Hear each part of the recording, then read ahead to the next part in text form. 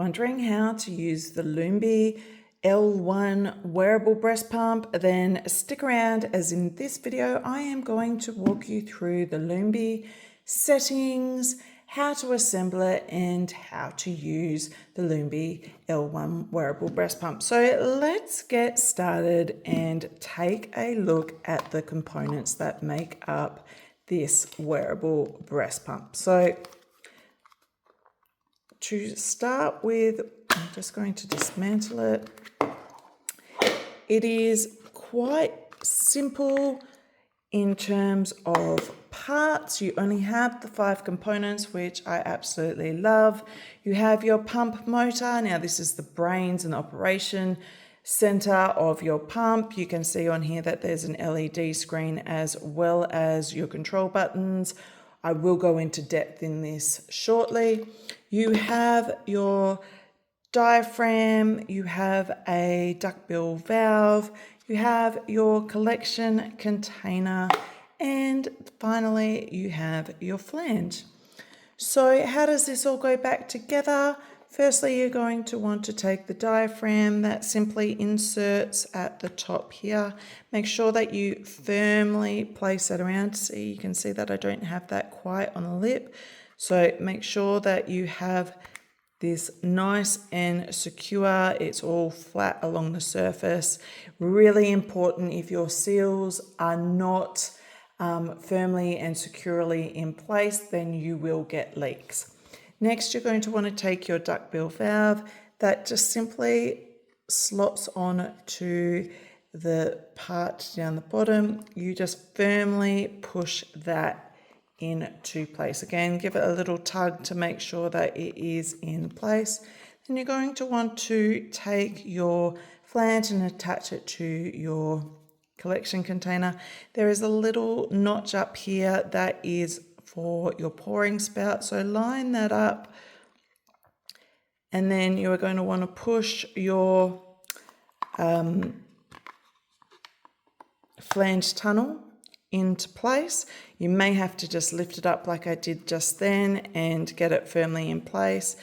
You can slide around your flange if you need. Then you are going to want to lift up the edge of your flange and clip this into place around the outside of your collection container. Now you can see how this is sliding over and going into place.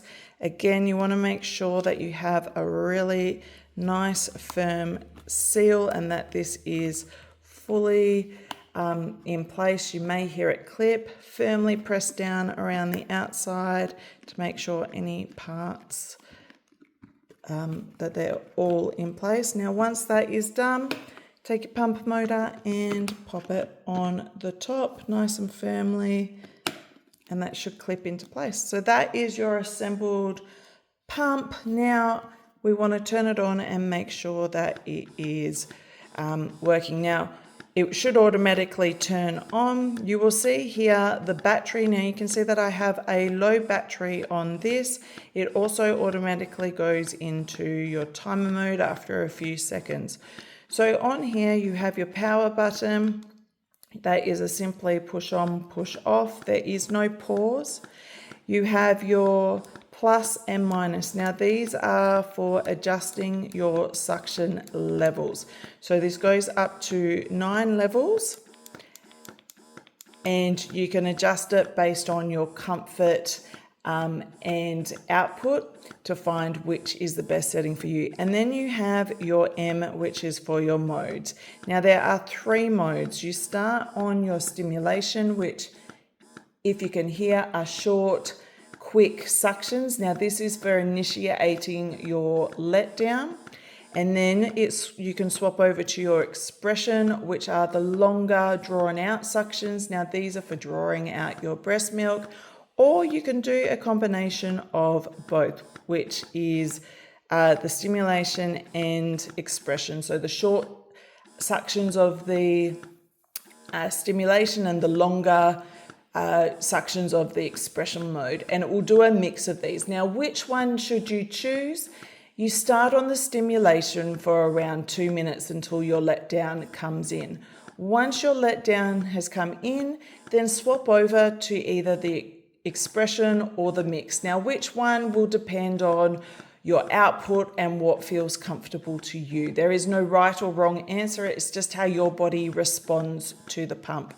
Again, with the suction levels. Now, my recommendation is to start low on a 2 or a 3 level, and then work your way up. Don't start on a 9 thinking that the most strong, powerful suction is going to work best.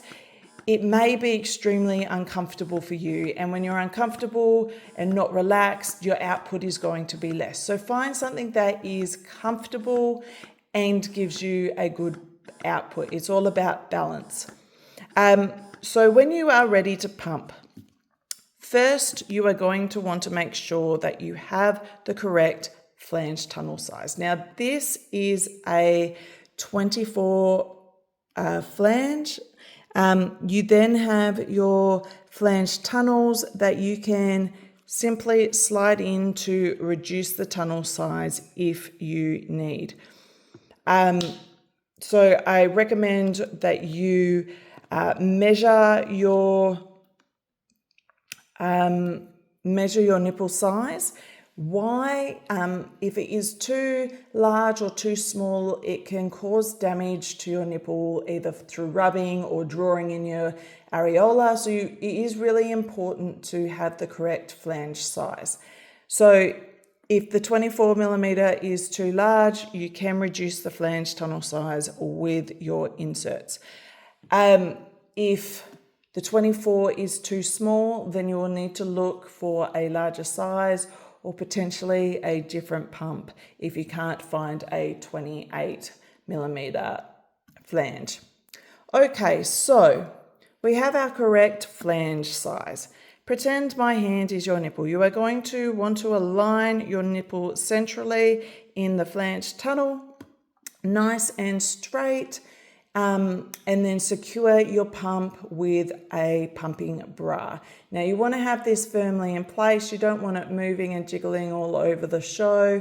So nice and firm in place. That's where your pumping bra comes in and holds this nice and firm. Turn your pump on, run through your pumping session, and then when you are ready to finish, now pumping session will vary for people, but around 15 to 20 minutes is a general rule of thumb. Once you have finished your pumping session, you are going to want to lean forward to prevent any milk spilling. You are going to want to break the seal between your breast and the pump.